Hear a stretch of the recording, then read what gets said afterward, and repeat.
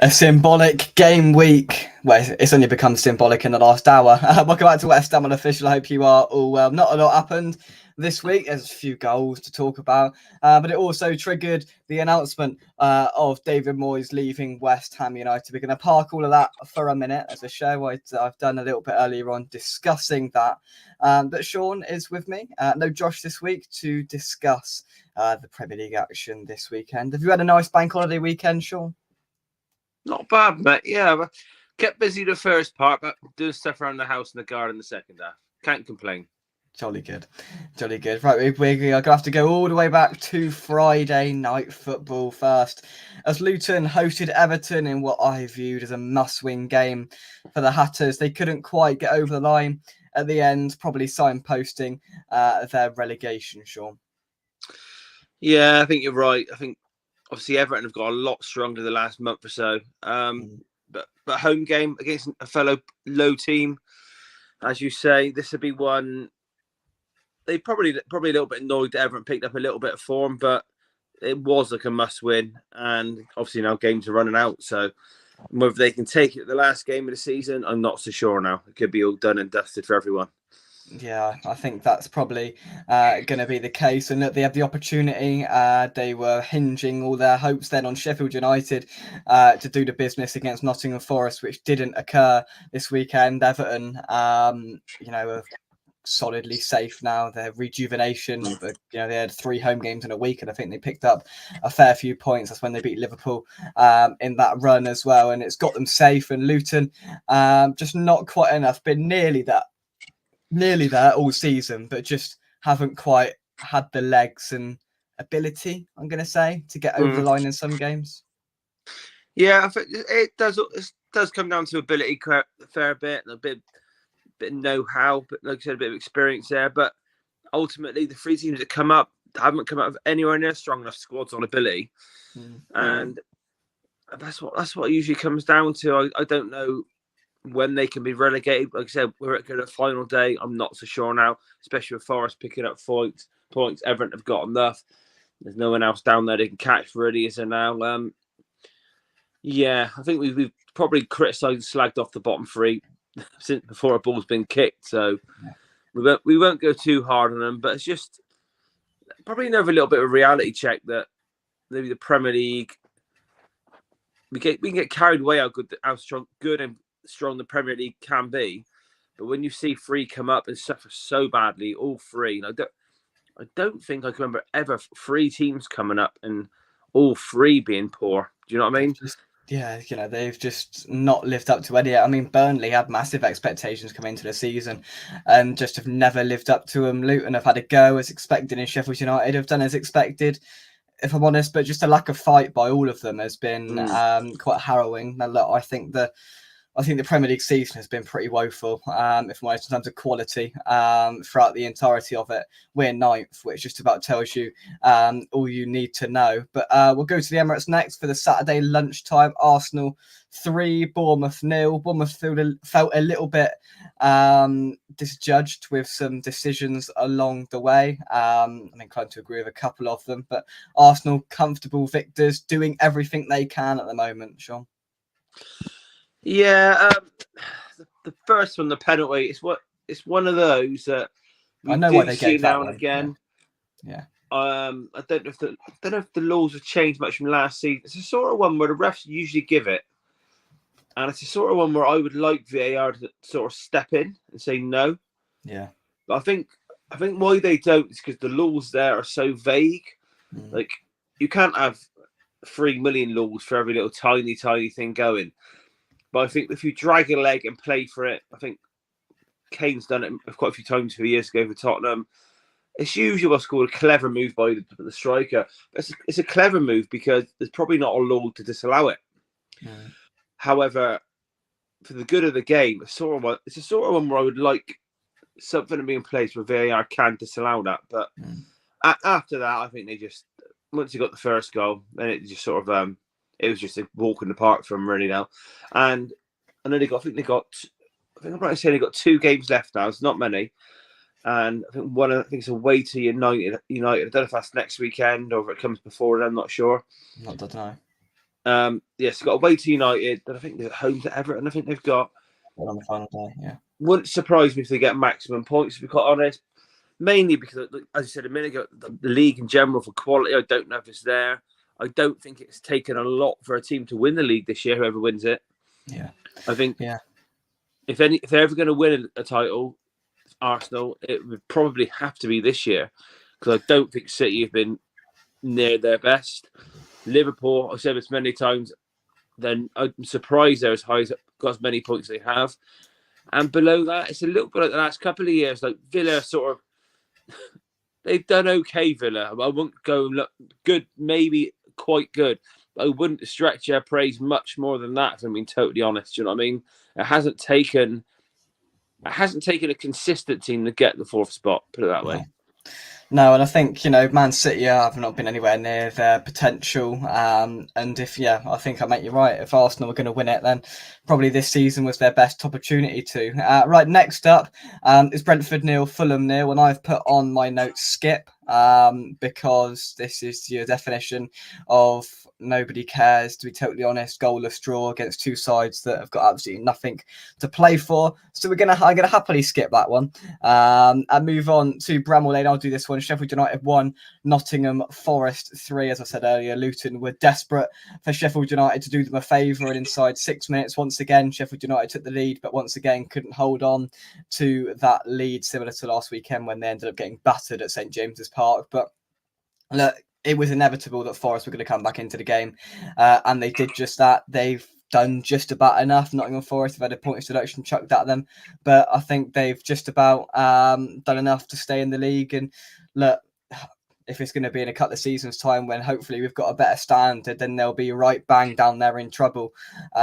Because, I think they've been relatively lucky. I think Forest, Brentford, Everton have been quite lucky this season because of how poor the three sides that have come up have been, and they've almost stayed up because of that, not because of their performances themselves. So look, Nottingham Forest have done what they needed to do.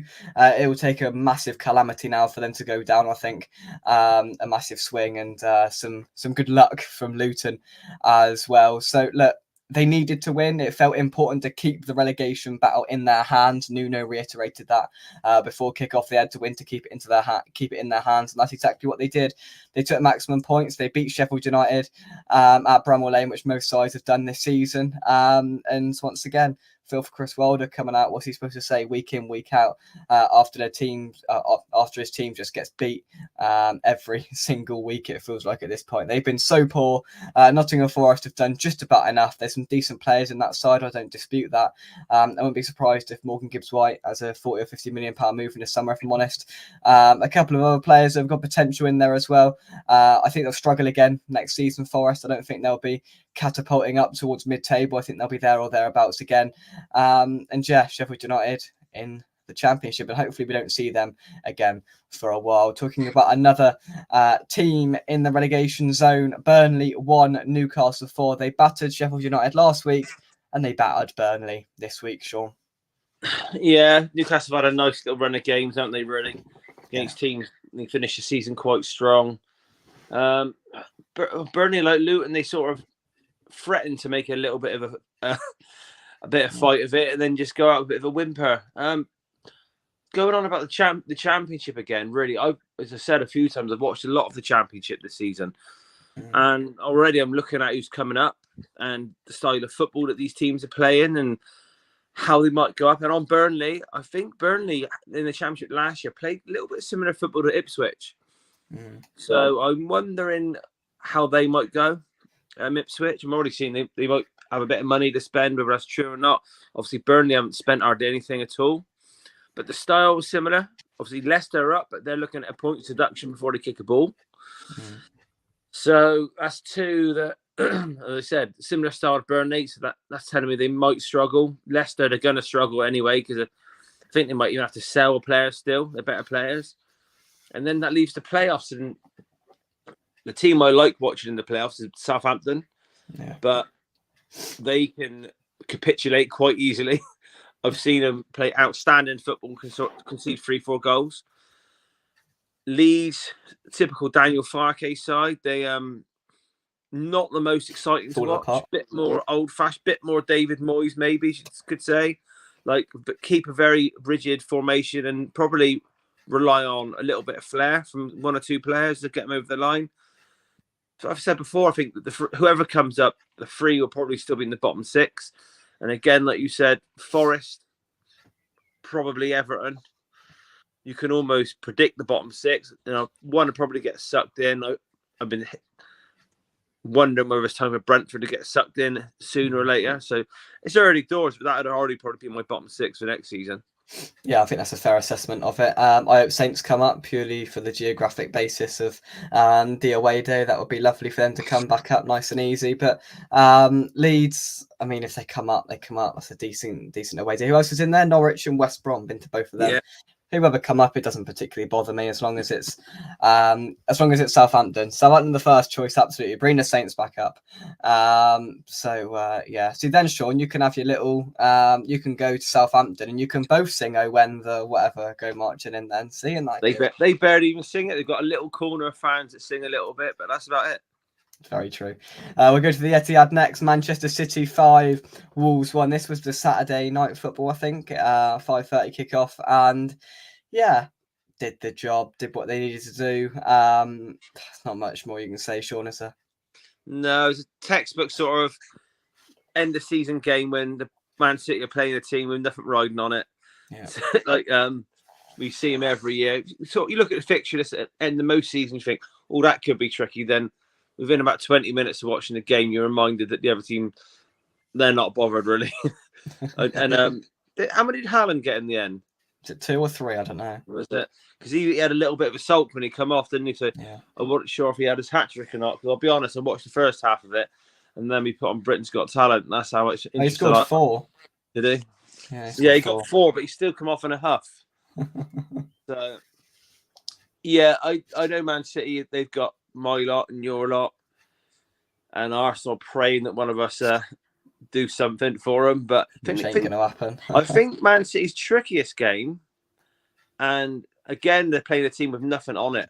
I think next Saturday lunchtime, so the early game, they got Fulham away. Yeah. Now, I might. If they had something on it, it'd be interesting. But yeah, but Fulham have never got anything on it. Yeah, true. And they still, especially at home, yeah, now and again, just find something. Like I don't know why, but they just do. I'm not saying they're gonna beat them, but a Saturday lunchtime, early game, sometimes you see a strange result. Away to Fulham, it's not a result, not a fixture if I was Man City that I would want at this stage of the season, really. So don't be surprised if that's a tight game. I would not expect to hammer in like a 3-4-5-1. That is one I would expect maybe a bit tighter. I think Man City beat Palace, didn't they, in the lunchtime kickoff a couple of weeks ago? Yeah. And I think they run away with it a bit in the end. But again, it's a similar sort of game. Like, I don't like the look of it on paper for Man City, put it that way. No, it's definitely the remaining slip up in that sense because I think our views align in terms of what we're going to do against Man City because as much as I like to see West Ham win, I definitely don't want to see Arsenal win the league, and I think you probably there we go, you're back. I think we both probably want Man City to win the league. So, I mean, to be honest with you, even if you wanted to, Spurs, do you reckon you'd even have a chance? We'll come on to that a little bit later on. Right, let's do this first. Chelsea 5, West Ham 0. Look, I've talked about it for death. I can't be asked to talk about it again. It was what it was. We were on the beach. We've been battered too many times this season, and we've had the resolution tonight with the official confirmation after we've been left in limbo for like 2 months for no reason by the board. This should have been announced start of April. Before that, if we're totally honest, because we all knew it was coming. We all knew Steiden was out there looking for replacements, and he's found a couple, and then they had a big bust up about it, and it's just all a little bit unnecessary. The performance was shocking. I mean, the scoreline reflects that. We it just looked like Chelsea had an extra man everywhere. We were giving them acres of space. We weren't getting anywhere near them. Two of the most immobile centre halves in the league, coming up against quite a neat, quick and pacey Chelsea forward line was never going to work. And nobody had a particularly good game, and it all just unravelled as it did at Palace, as it did at Fulham, as it did versus Arsenal, as it did versus Man United. The list goes on, as it did against Liverpool in the Cup. It's been a reoccurring theme, which is evidently culminated in the announcement tonight. We've heard they weren't even planning to announce it tonight. It was only because of the severity of the defeat yesterday they did so, which is poor because it should have been announced before it has been. But look, it was an awful game from our perspective. Chelsea did what they needed to do. I didn't think they were great. They just put the men in the right areas, gave them the ball, and we did the rest for them, to be totally honest. We hit the bar 3 times. Bowen hit the bar 3 times. Element of unluckiness there. But apart from that, we didn't have too much going for us. And for the neutral Premier League watcher, they'll look at that and go, oh, blimmin' hell. But it was no surprise to any of us, if we're totally honest. Optimistically tried to muster a win in my prediction, but I think we all knew the way it was going to go with Chelsea's form in recent weeks. Sean, anything to add? Not really on the game. Obviously, with this Moyes thing, you've made a bit of a hash of it as a club, really. Yeah. I just wonder how long Moyes... They've had an agreement that he was going to leave. I don't know. Because you obviously, as it look every club, you hear rumours like Tim Steinden's having a look at so-and-so, Noble's look at so-and-so, Sullivan was chatting. Not sure I buy into it all that much, if I'm honest. But and at some stage, they've come down to Lopetegui, it seems like. Mm. And a little bit like Liverpool, it tells me a little bit like they weren't 100% sure if the manager was going to go. Because I think Liverpool have acted like Klopp. They knew Klopp was going. I think there might be something more behind the scenes that Klopp going from Liverpool all so sudden. And Moyes going like the right sort of time to make the decision and announce it was probably just after you got knocked out of Europe, probably. Yeah. Because that was sort of your season done a little bit, and the fans might have been a little bit more accepting of a few terrible results, but he's going for Lopetegui. Like I said about not planning it, and you said they've found a couple of names. I'm not saying it's a bad appointment, but it's an appointment which has been. I think he left his job last August. I think Wolves right at the very start of the season, was it? Yeah. He's still been living in this country. He's been waiting for a Premier League job since that day. He still lives in Wolverhampton. Does he? Yeah, still does. How do you know this? Are you going and like looking at his house or what? So he's I don't know what. Maybe obviously the Premier League managers want to come and work. His reputation in Spain has been a bit tarnished over the last. Yeah. He messed up big time for Spain. Obviously got the sack at Seville in the end. Real Madrid, everyone gets a sack from Real Madrid eventually. But fair play. He wants a fresh start here, but he stayed here. No, he knows. So it sort of tells you that he was waiting for that job. Yeah, and it's given to him. It's been openly out there I even read an interview about 4 days ago. I read it tonight in one of the newspapers where he's saying that him and his team, they've had offers since then, but they're waiting for the right club, preferably in the Premier League. Now, if you look in the Premier League, who's been looking for a manager since he's been available, there's not really that many, to be quite honest with you. But my point more is they haven't had to look that hard to find him. Do you know what I mean? He's living on the doorstep. He wants a Premier League job. He hasn't got a bad CV. Do you know what I mean? And that's why Sullivan's went and got him, because it's not cost him any money to get him out of a job, because he's not in a job to start with, unless he's working at the local corner shop. I don't know. But at the end of the day, look, we've had all the other links of a little bit more attractive appointments, which has culminated in then the fans being a little bit underwhelmed. Is that a word? I don't know. It is now. In the appointment of it. Now, look, I understand it. It's just that it seems like, from what we understand, most are reporting that Steiden and Noble weren't happy with the appointment of Lopetegui, but Sullivan gave them a compromise of, you can sort out the transfers and you've got free reign with that, it just seems like Sullivan's went, we're having him, and that's it, and all the work's died and done. It's just a little bit for nothing. Look, of course you've got to back him. We'll back him. We'll see what he's like. Hopefully it's a little bit more attacking football because I'm tired, to be honest. I'm not holding my breath too much in that sense. But look, it is what it is. And then, my only thing is if it comes to October, it's going to cost quite a lot. Moyes out on a banner was quite cheap to do. Putting Lopetegui out is a lot of letters. That's going to cost quite a lot of money. I think West Ham fans probably most of you wanted a new manager. And now you've got one, you can't expect to hit the ground running straight. It might happen, but it might take a season or two to get back challenges from the European spots. And then you look at it again and you think, well, can this manager kick us on? I'm not sure if in West Ham's shoes at the moment, there's many of those younger progressive coaches out there that I agree. Would probably take the job, because I don't think Amorim would, quite honest. I think he thinks he's bigger and better than West Ham, if I'm honest. I think he'd be, to leave Lisbon, I think he'd want a bigger club. And then a lot of the other younger ones are even not ready. Like, I definitely wouldn't be going for that Will Still, who's just left his club in France. I'd expect him to drop a slightly lower level. And then you've got other ones like, I think I posted a comment on your Facebook. I can imagine Lopetegui being in a job 18 months, and then a manager like an O'Brien and Eddie Howe, they might be available around then. And then you might feel like you have a fresher start then. But the hard thing for clubs is, and this same with my club, same as all the clubs, you want to try and get that young progressive coach first, not after they've been somewhere, dithered and sacked. Yeah. Because you're only going to get, whether you can attract O'Brien, you might get him if he does really good, or Eddie Howe, probably he'd have to get sacked for you to get him. Do you know what I mean?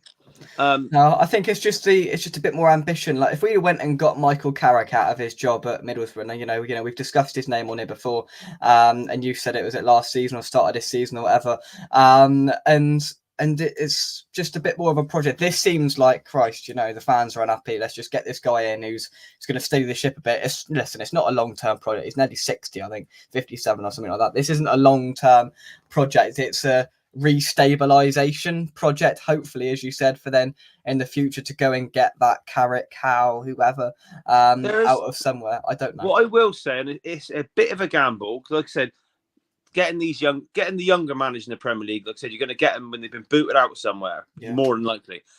It is a gamble, but there's a lot of very good young managers in the Championship, like very good ones. Like you've just got to look at McKenna, who always done at Ipswich. Do you know what I mean? You've got Russell Martin at Southampton. I'm a fan of his. I can't remember the names, but the manager's gone in at Sheffield Wednesdays, lifted them right up the league. You can go on and on. Do you know what I mean? There's a lot of young, progressive. A lot of them aren't English either. They've come from abroad. They've been plucked out from owners. It's a gamble, but sometimes if you want your club to go in a different direction, you might have to take a little gamble and get the young manager at the right time when they're hungry, when they're pushing. And a manager that might suit having a director of football who's recommending the players and buying the players more. So it is tricky for a club like West Ham because you've had a little bit of success.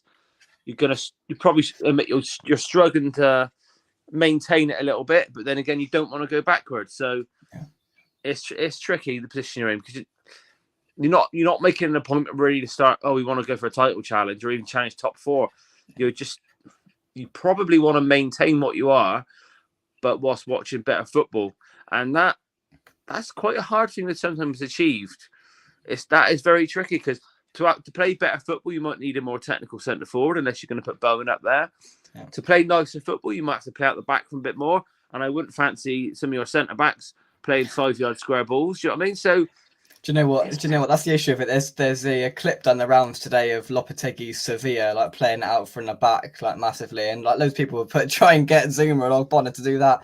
It's just not going to work. And Lopetegui, if he's took the job, then I hope he realises the monumental task on his hands here. Because if it were me, I'd be keeping about 6 players this summer. 6. That's it. I can't count too many more, if I'm honest. And that means I think we need to sign 4 or 5 players before we start letting players go. So if we let 4 or 5 go, I think 10 need to come in my opinion, because we let go Kera, Fornals and Ben Rama in January, brought in Phillips, which didn't replace him. So we've gone with 3 less from in January. Sean's just spotting Spurs' trophies out the window. He can't find them. My neighbour's getting a takeaway delivered. I'm very jealous. No, I see. What have you had tonight? Anything? I cooked a Thai red curry for the family. Oh, it's very nice of you, isn't it? It's very nice. Usual says Jackson scoring 2 tells you, and they just walked it in. They just walked it in. I couldn't believe what I was watching, to be honest with you. But look, right, we'll move on. Brighton 1, Villa 0. Bit of European hangover for Aston Villa. Brighton have dropped off a cliff, but pop up with a result like this. Yeah, I mean, obviously I was at Stamford Bridge, but Sean, did you watch this? I didn't. The only thing I know about this game, apparently Brighton were fully deserving of it. I think did Brighton miss a penalty just before they scored as well, I think? I don't know. I'm sure they missed a penalty and scored a header, something like that. All I've known from this game really is I've had a lot of Villa fans pop up here and there, with their backside going with this Champions League spots, trying to work out, if we win one game, Spurs can't catch us, they have to beat City. I'll be honest, I know this about Tottenham, this one. I don't, for years and years and years, Daniel Levy craved the Champions League, obviously, partly for the money, but to push up. And the fans sort of got on board with that, because Europa League wasn't enough for Tottenham fans. We deserved a bit more at that time. We kept missing out on 4th by a whisker. Do you know what I mean? It's real, nearly there, about 3 years in a row. At the moment, I don't get that sense whatsoever. Almost like, although we don't want it, we're definitely not ready for it. And I feel like in the summer, it'd benefit us not to have it. I think nearly every Tottenham fan wants Man City to beat us, put it that way.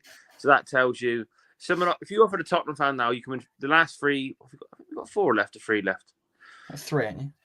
Is it 3? If we come in our last 3, might get Champions League on the last day. I don't think many Tottenham fans would take it. I think we'd much rather stop Arsenal in the league, mainly because the club's not ready for a Champions League go next year. I think as the last, I know we're not about Tottenham, but Villa, they're probably more ready because Emery's been there I think they're going to massively struggle. They will. Emery's, I think I'm right in saying Emery's record in the Champions League is not great. He's got a very good Europa record, but it's just going up that notch. And what they've got to understand as well is they're going to have to bring in some players in the summer, because they've struggled with the Conference League hangover. So God knows what they're going to do with the Champions League, playing Wednesday, Saturday or whatever, playing obviously much better opponents than what they have this year in the conference. Like, they're going to need to adapt pretty quickly, otherwise they will fall off a cliff. I know Josh has always been a bit dismissive and vague about the fair play with Villa as well. And I know they'll get a chunk of money from the Champions League, but that won't count for now, will it? That'd be like the next year's account. So I don't even know if they've got to sell one. So we keep getting linked to that Jacob Ramsey. I don't know. It's not a player I'd probably go for, but I think they might have to cash in on one still. And I can't imagine they'll do well, Newcastle had a tough group, didn't they? They finished bottom, but they had a tough group. Now, I know this format's going to be different. I'm not even 100% sure what the format is at the moment, but it's obviously still going to be seeded. So Villa are going to be a 3rd or a 4th seed. They will struggle. I don't even know if they've got the style of football to do well in the competition either, because they can play good football, but sometimes I don't find them that good to watch either.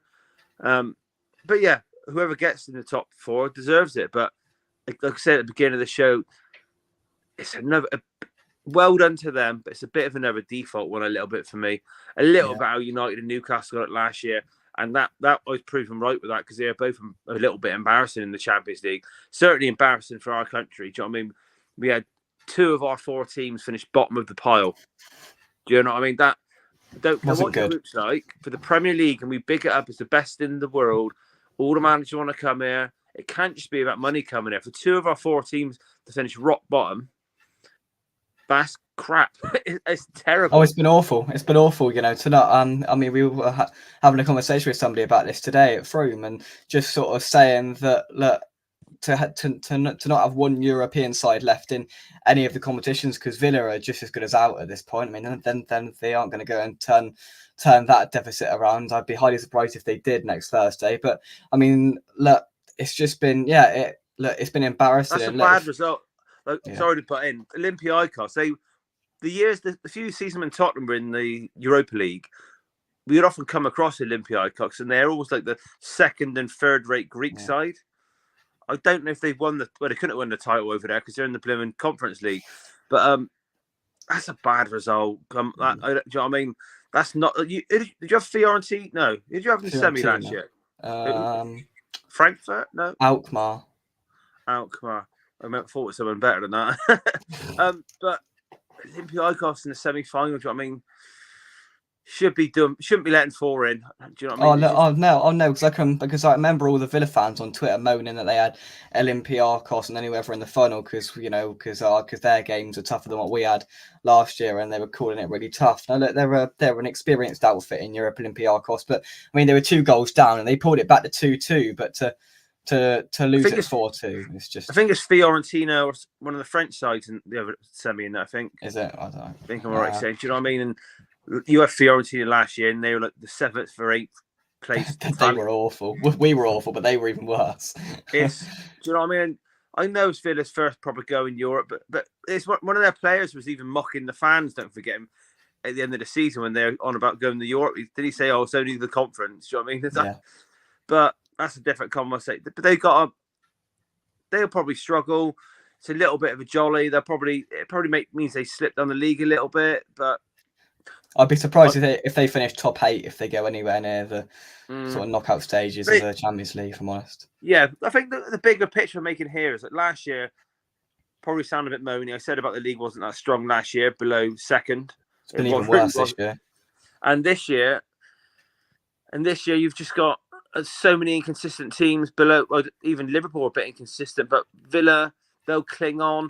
And the fact we had 2 teams finish bottom of the Champions League groups, do you know what I mean? Like, I know we're not anywhere near in danger of losing our 4th spot, but the league needs to be teams need to be more consistent and strengthened and show it in Europe going forward, because it's not been a good couple of seasons, I don't think, for the Premier League.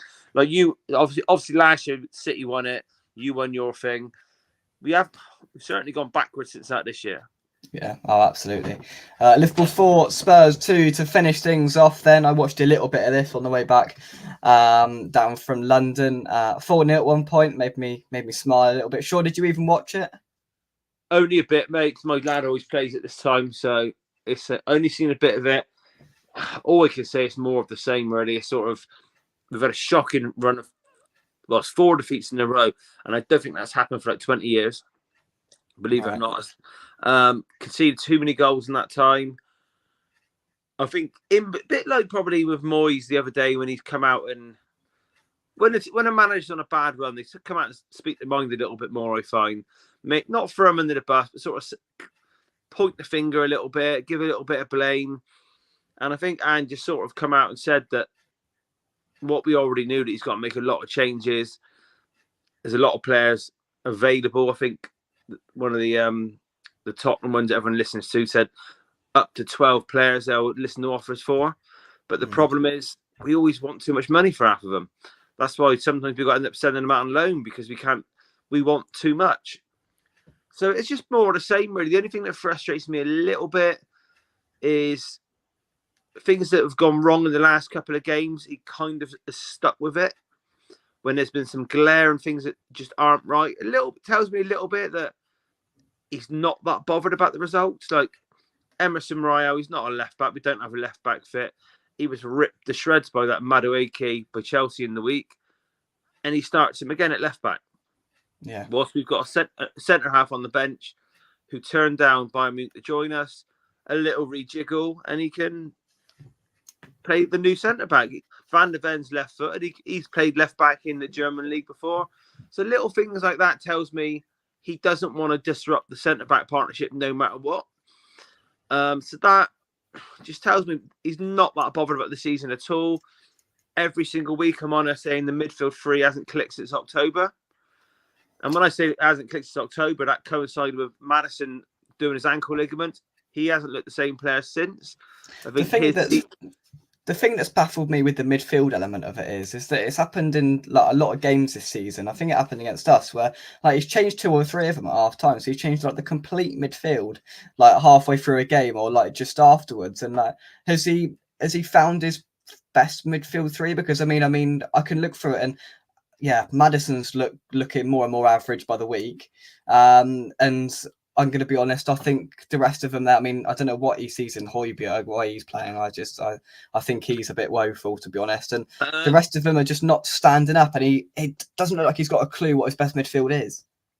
No, there's lots. You're right, but there's lots of mini excuses why it is. I think African nations disrupted us massively. Basuma had 2 red cards. So Basuma, Maddison, and Sarr was midfield 3 to start the season. Obviously, we were flying. He won 2 manager in a month, back to back, I think.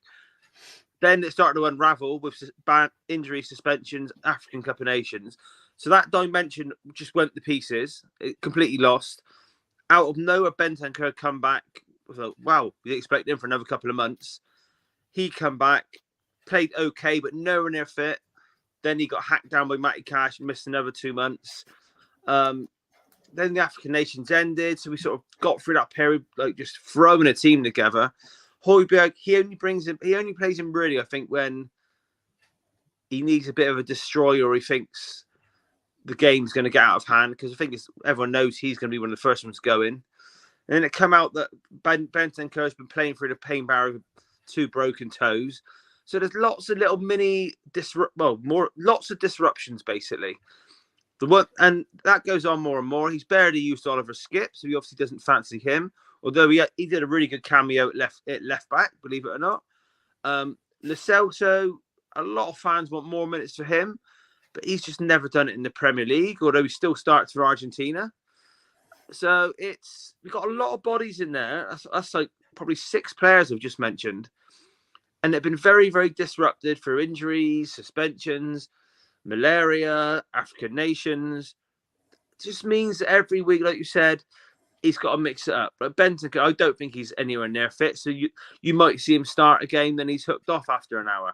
Or then he might come on after at halftime. It hasn't worked in that area. The frustrating thing, there's lots of frustrations, because obviously Ange's a very attacking coach. Some of our forwards form has not been great either. Like Kulusevski's probably going for the worst spell of form since he's been at the club. Mm-hmm. Maddison, obviously, you can't just blame the injury. It just hasn't come back the same. Son, again, his goal scoring and assist record is very good. On visual form, probably one of his worst seasons in a while. And we're 5th. Do you know what I mean? So there's lots of whys and ifs. Why is this not working? Why is that not working? Obviously, I didn't mind Werner as a signing. He's very dangerous. He's probably not going to play for us again, injured. It's a strange little year. Best way I can do it, it's been a massive, massive group of players who have had start-stop seasons. Like, so there's not been a lot of fluidity at all. So there's been no flow to it. And like, I think, not really. I mean, there was that. I mean, to hold the fort together how he did when all them injuries happened, I thought was quite commendable, actually, because it was just ridiculous how many was out, and you kept getting results. I remember you went up to the Etihad and like got a 3-3 draw when you were down to the bare bones. I was like, what is this fella doing?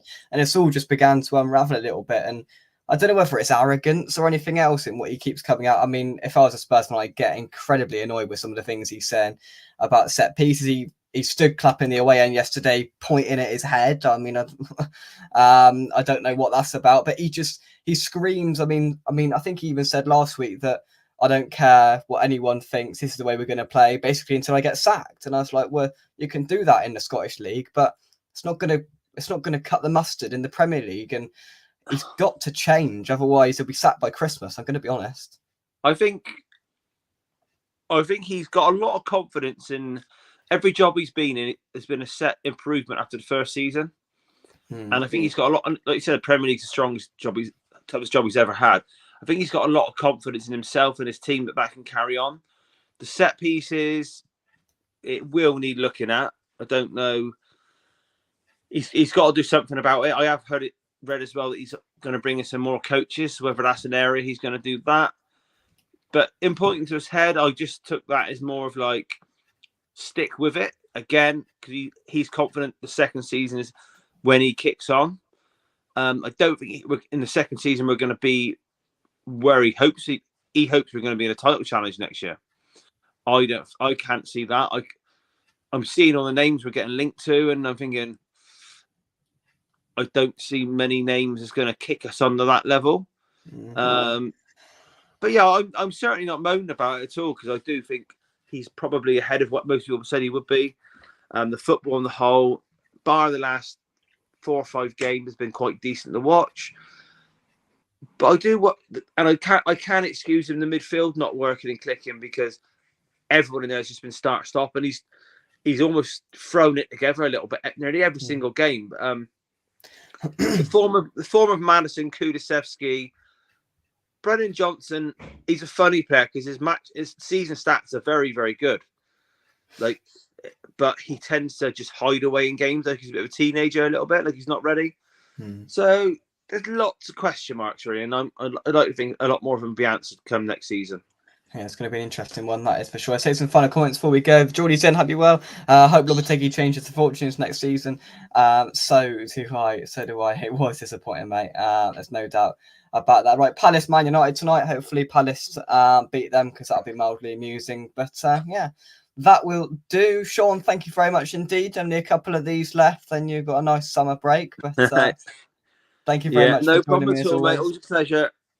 Thanks for watching. Drop a like on the video, subscribe to the channel if you're new. Until the next one, come on, you irons, and we'll see you soon. Bye-bye. Cheers, Sean.